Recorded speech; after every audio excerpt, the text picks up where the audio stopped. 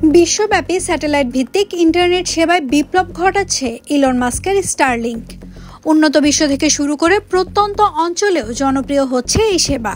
বিশ্বজুড়ে স্টারলিংকের স্যাটেলাইট ভিত্তিক ইন্টারনেট ব্যবহারকারীর সংখ্যা এখন 4 কোটি।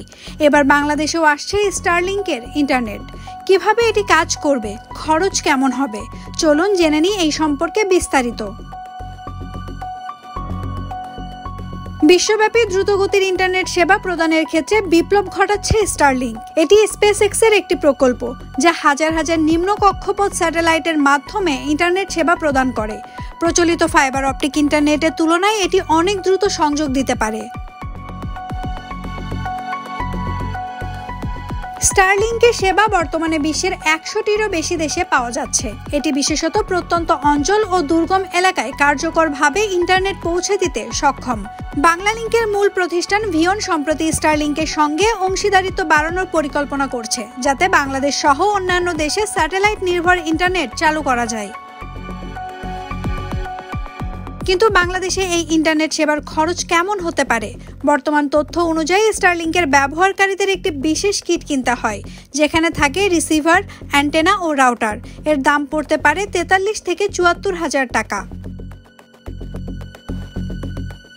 এছাড়া স্টারলিংকের ইন্টারনেট ব্যবহারের জন্য মাসিক সাবস্ক্রিপশন ফি দিতে হতে পারে $10 থেকে $120 মধ্যে, যা বাংলাদেশি টাকায় প্রায় 1100 থেকে 14,500 টাকা।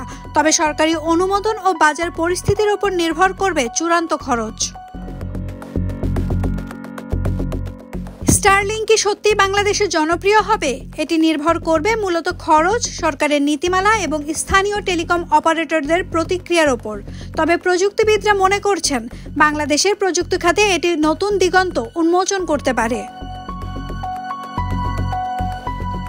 স্টারলিংকের বাংলাদেশে আসা একটি বড় পরিবর্তনের ইঙ্গিত দিচ্ছে। তবে এটি কত দ্রুত এবং কিভাবে সাধারণ মানুষের নাগালে পৌঁছাবে, সেটাই এখন দেখার বিষয়।